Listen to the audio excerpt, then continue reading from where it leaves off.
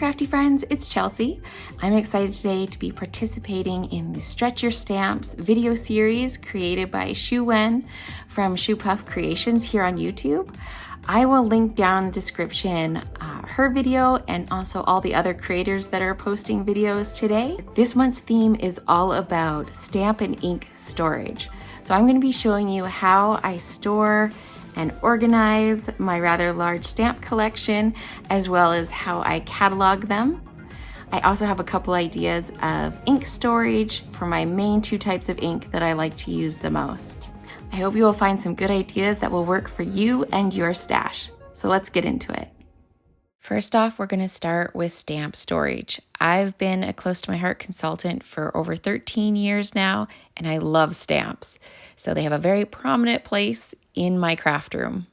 This is a Kallax unit from Ikea, and all my stamps are stored in these Acrylix Large Organizers from close to my heart that unfortunately are retired.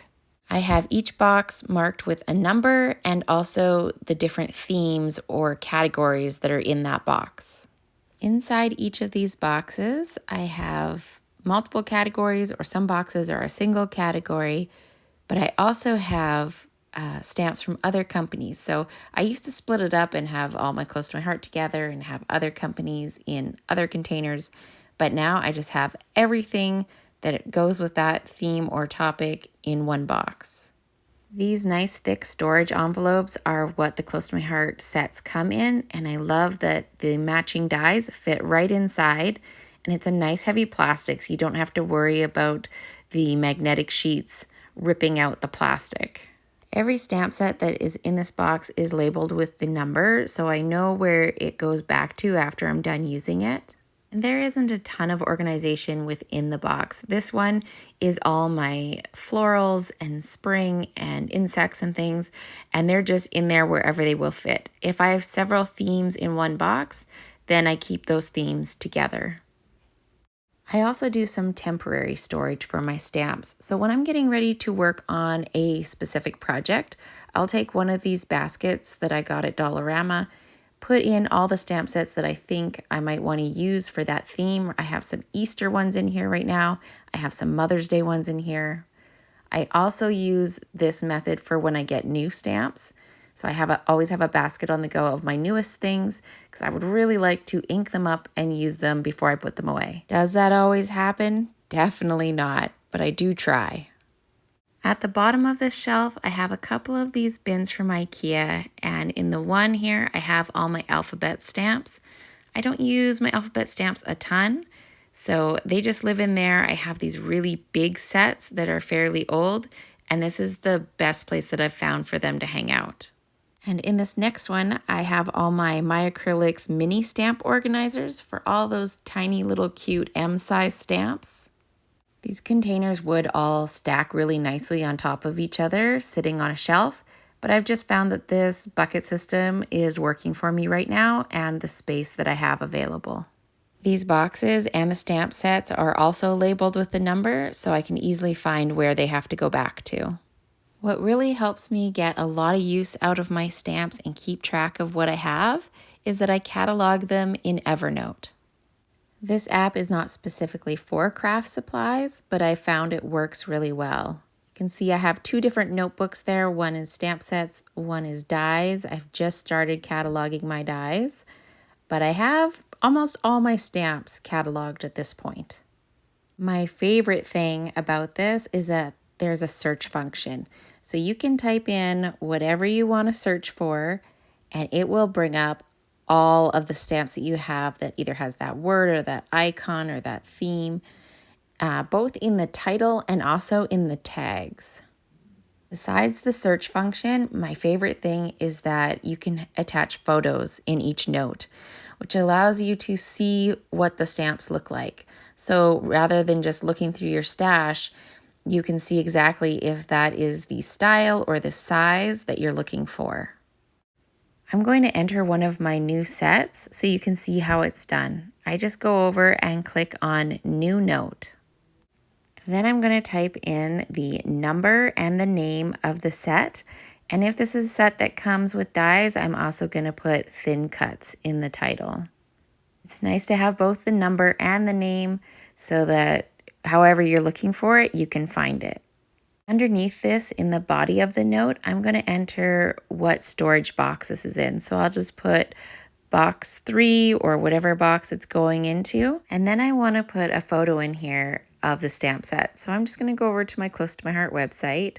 I'm going to search for the set that I'm using, and then I can just bring it up and take a screenshot of it. If this was a set that was retired or maybe it wasn't online anymore, I could take a picture with my phone and do it that way as well. So just click on that little plus sign and then select photo. And then I can go through my desktop where I saved that image to, insert it. And then I have all the images and sentiments that are in that set easy to see. Now the next important thing to do is to add some tags. So I'm just going to go down to the bottom there and click on the tag symbol and then just start typing in all the different words that are in this set, different things that I might be looking for like video games, gamer, happy birthday, masculine, all the kind of things that might help me find this set. Usually I put in whatever words are in there, numbers, little icons. If it's a set that has like a lot of little sentiments, I might put in little sentiments because that's something that I search for.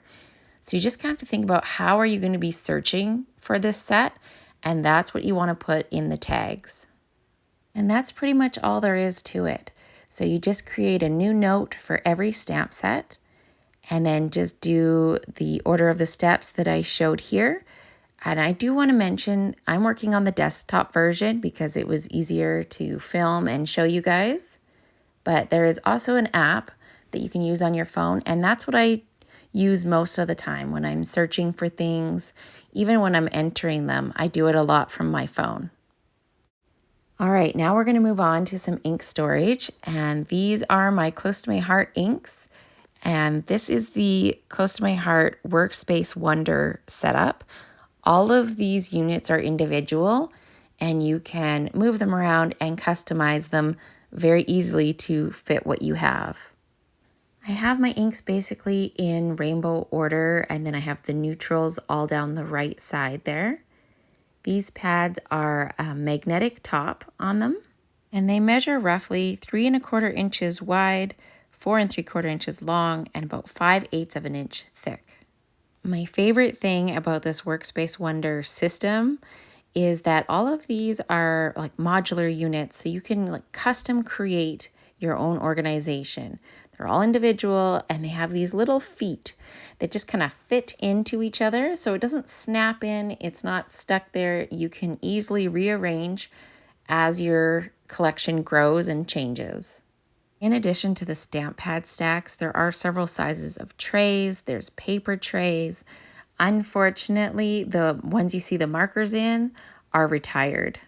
I wanted to show you how a couple of other common ink pad styles fit in here. The Distress inks fit, but it's way too deep, so it would push all the way back and you'd have a very hard time getting it out. These ones fit a little bit better that have the archival size, regular size pads, and they go kind of flush with the front, so those would work.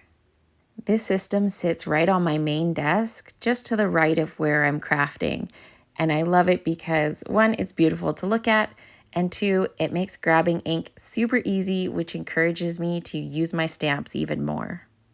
The other main kind of ink that I use are Distress inks and Distress oxides, which I have stored in this Acrylix drawer from Ikea. Used to always store these flat in the drawer, stacked on top of each other, but Tim Holtz came out and said that we can store them on their sides and it won't affect the ink. So now this is how I store them, and I love it because I can see all those beautiful colors. I created all my own labels by just typing them up and printing them out on some sticky label paper. And then once I cut them into strips, I took the ink pad and just rubbed it over the labels so it would have the exact color as what's in the pad. This acrylic organizer is a relatively recent purchase from Dollarama. It was $4, and I'm using it to organize all of my foams. So I have one ink blending foam for every color. I made these on my computer and then I just cut them down to fit. And then I just put the corresponding little foam in front of each color.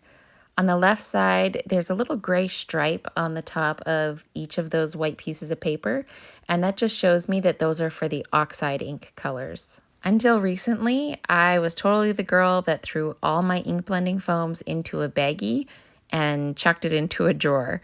So this is a pretty new system for me. I'm loving it so far, and I hope that it's going to continue to work for me.